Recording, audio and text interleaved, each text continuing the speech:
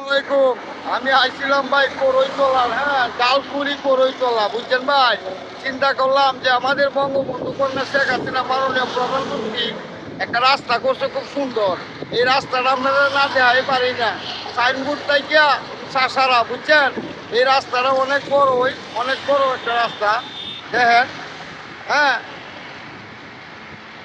এই রাস্তাটা দেখানোর জন্য চিন্তা করলাম আমার প্রাণপ্রিয় দর্শক বাইরের এই রাস্তাটা দেখাই, না দেখাইলে তো আমার ভালো লাগতো না, বুঝছেন।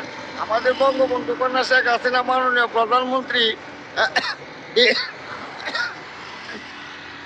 ডিজিটাল বাংলাদেশ গড়ার লক্ষ্যে আজকে এত বড় একটা রাস্তা করছে। এই যে রাস্তা দিয়া এই সারাদিনই জাম লাগিয়ে থাকতো, আর এখন খুব সুন্দর একটা রাস্তা।